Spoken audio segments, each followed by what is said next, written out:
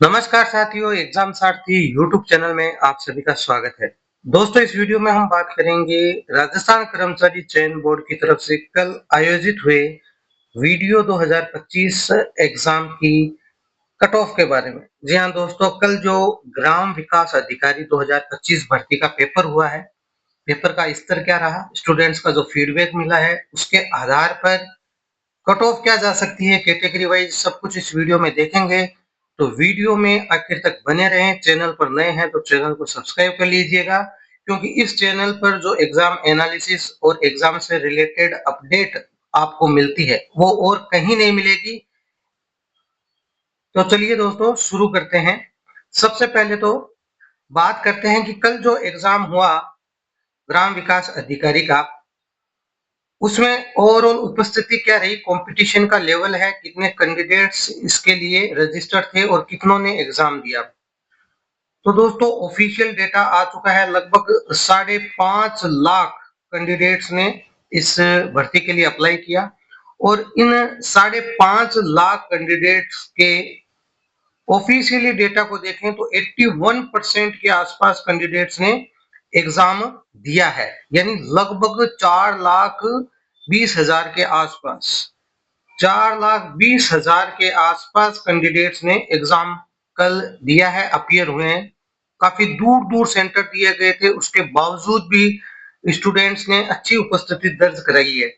साथ के साथ कर्मचारी चयन आयोग को ये सोचना चाहिए कि स्टूडेंट्स को इतनी दूर सेंटर्स नहीं दिए जाने चाहिए। इससे उनका न केवल फिजिकली हेरेसमेंट होता है, ना केवल उनका मेंटली हेरेसमेंट होता है, क्योंकि इतनी दूर के लिए जब वो सफर करते हैं तो एग्जाम डे पर जब पहुंचते हैं तो कहीं ना कहीं उनका एनर्जी लेवल काफी लो हो जाता है।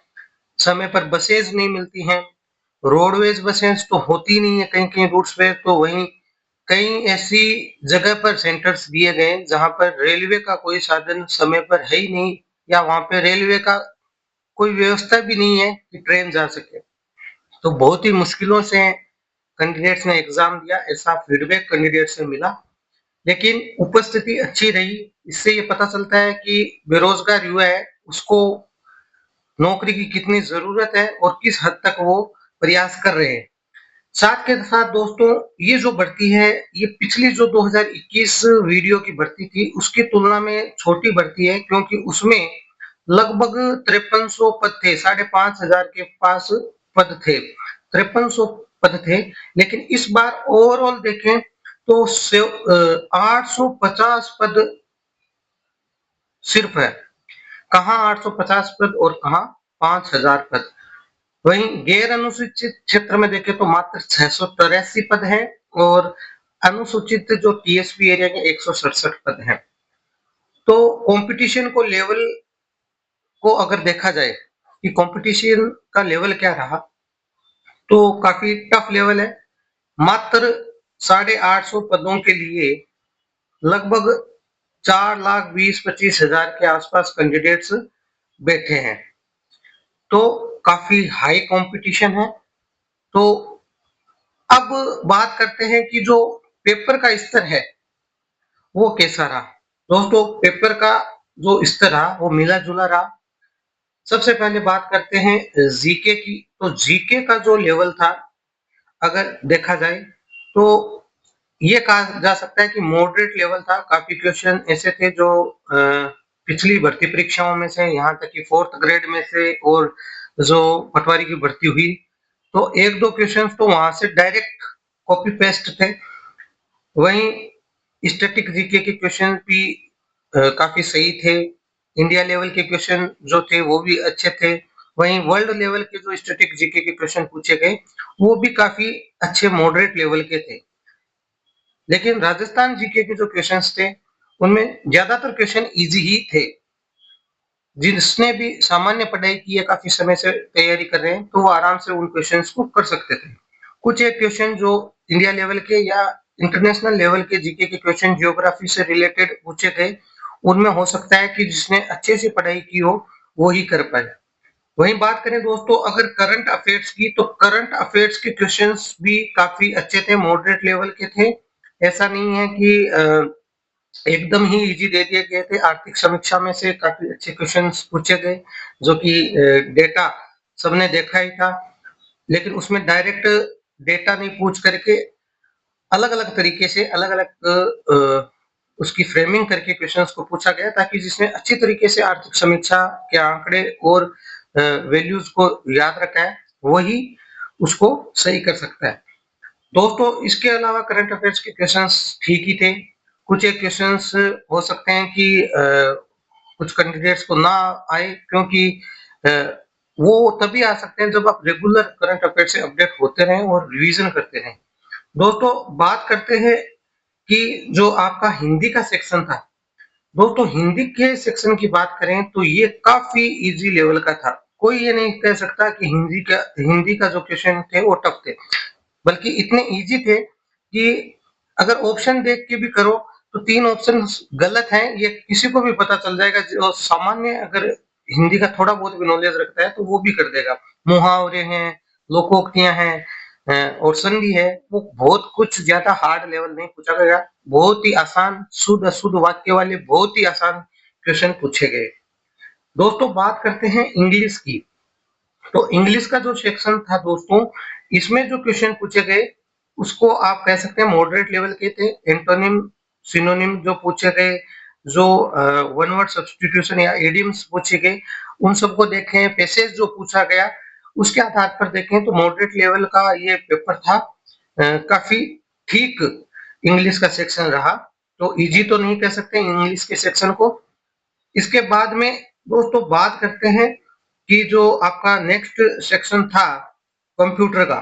तो कंप्यूटर का सेक्शन भी दोस्तों अगर बात की जाए तो बहुत ही इजी टू मॉडरेट कह सकते हैं। कुछ क्वेश्चंस तो देखते ही आप कर सकते थे, बल्कि कुछ क्वेश्चन अगर आपका बैकग्राउंड कंप्यूटर का है तो आप आराम से कर सकते हो, या आपने अच्छे से पढ़ा हो तो भी कर सकते हो। तो इजी टू मॉडरेट लेवल का कंप्यूटर का सेक्शन रहा। कुछ एक क्वेश्चंस को अगर छोड़ दिया जाए तो बहुत ज्यादा टफ क्वेश्चन नहीं थे। तो ओवरऑल देखा जाए तो पेपर का लेवल जो है वो इजी टू मॉडरेट की कैटेगरी में आप रख सकते हैं। इजी टू मॉडरेट की कैटेगरी का ये पेपर ओवरऑल कहा जा सकता है। ये पेपर को देख के एनालिसिस करके कोई भी बता सकता है, साथ ही साथ जो स्टूडेंट्स का फीडबैक मिला है उसके आधार पे भी। एक फैक्टर ये हो सकता है कि दूर दूर सेंटर आने की वजह से जो कैंडिडेट्स परेशान हुए थे पेपर से पहले, हो सकता है मेंटल स्ट्रेस के चलते उनके कुछ एक सिली मिस्टेक्स भी हुई होगी। कुछ ओमार भरने में भी ऊपर नीचे हो जाते हैं जब आप मानसिक रूप से थके हुए हों, इतनी लंबी यात्रा करके जब आप जाते हैं। तो इस वजह से उन कैंडिडेट्स का नुकसान हुआ है। और जिन कैंडिडेट्स का सेंटर पास में आया, उनके गृह जिले में आया या खुद के घर से कुछ ही दूरी पे आया, उनको इसमें थोड़ा इस चीज का बेनिफिट मिलेगा कि उनकी सिली मिस्टेक्स कम हुई होगी या उन्हें इतना मेंटल स्ट्रेस नहीं था, इसलिए कर सकते हैं। अब दोस्तों, एक जो मेन सब्जेक्ट आपका रह गया जिसके बारे में हम इसमें डिस्कशन अभी किया नहीं है, वो आपका है मैथ्स। जी हाँ दोस्तों, मैथ्स का लेवल जो था उसने इस पेपर के लेवल को जो है मॉडरेट की ओर धकेला, क्योंकि मैथ के अंदर जो क्वेश्चंस थे उसमें 3-4 क्वेश्चंस आपको ऐसे थे जो आप नॉर्मल अगर आपने मैथ्स पढ़ी है तो आप कर सकते हो। बाकी के जो क्वेश्चंस थे दोस्तों, मैथ के जो क्वेश्चंस थे, जो 24 के आसपास क्वेश्चंस थे, उसमें 4 क्वेश्चंस के हटा करके बाकी के जो 20 क्वेश्चंस थे, वो मॉडरेट से लेकर के हाई लेवल के थे। यहाँ तक कि बहुत कुछ क्वेश्चन ऐसे थे, 4-5 क्वेश्चन ऐसे थे कि अगर आपने कॉन्सेप्ट सही से क्लियर नहीं किया तो आप उसमें उलझ सकते हो। केवल फॉर्मूला बेस्ड आप कर सकते हो, ऐसा बिल्कुल भी नहीं था। जिसने ठीक ठाक प्रैक्टिस की है वो ही इन क्वेश्चंस को कर सकता था। तो मैथ का जो लेवल था वो मॉडरेट टू हाई लेवल का था। 80-80 लेवल के क्वेश्चंस भी कुछ पूछे गए थे। तो जिनका मैथ्स का बैकग्राउंड है उन्होंने इसमें काफी सही किए होंगे, और मैथ्स में जो अच्छे कर पाएगा, अच्छा कर पाएगा, उसको बेनिफिट इसमें लीड मिलेगी ही मिलेगी, ये तो कंफर्म है। तो जिसके अगर मैथ में 24 में से जिसने 15 से ज्यादा भी अगर सही कर दिए हैं एग्जैक्टली बिना कोई गलत किए, तो उसको काफी इसमें बेनिफिट मिलने वाला है। क्योंकि कई क्वेश्चंस थे, अगर आप मेथड नहीं जानते हो, शॉर्ट ट्रिक्स के माध्यम से करना नहीं जानते हो, या कैसे यूटिलाइज करना है कॉन्सेप्ट को वो नहीं करना जानते हो, केवल एक मेथड के आधार पर करना चाहते हो, तो उसमें काफी टाइम आपका जाया हो सकता था। वैसे ओवरऑल देखा जाए तो पेपर लेंथी नहीं था और कैंडिडेट्स को पर्याप्त टाइम मिला था। अब दोस्तों बात करते हैं कि कट ऑफ क्या रह सकती है। तो दोस्तों इस पेपर का एनालिसिस करने के बाद जो आपकी 1.5 से 2 गुना जो भी पहली कट ऑफ आएगी वो क्या रह सकती है। जनरल कैटेगरी की अगर बात करें तो 140 के आसपास कट ऑफ रहेगी दोस्तों। जी हाँ दोस्तों, आपकी जनरल कैटेगरी की कट ऑफ है वो 140 के आसपास रहेगी। हो सकता है इससे थोड़ी बहुत ऊपर रह जाए या थोड़ी बहुत इसके आसपास नीचे रह जाए, लेकिन इससे कम नहीं रहने वाली है किसी भी हालत में। इससे थोड़ी सी ज्यादा ही रहेगी। ये आपकी पहली जो कट ऑफ लिस्ट जारी होगी उसकी बात हम कर रहे हैं। दोस्तों बात करते हैं ओबीसी की, तो सामान्यतः जनरल के आसपास ही रहती है, तो 135 प्लस ओबीसी की रहेगी।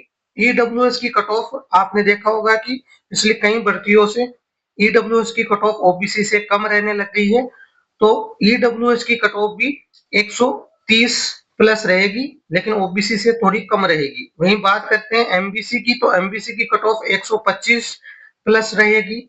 वहीं बात करते हैं एससी की कट ऑफ 115 प्लस रहेगी और एसटी की अगर बात करें तो 110 प्लस रहेगी।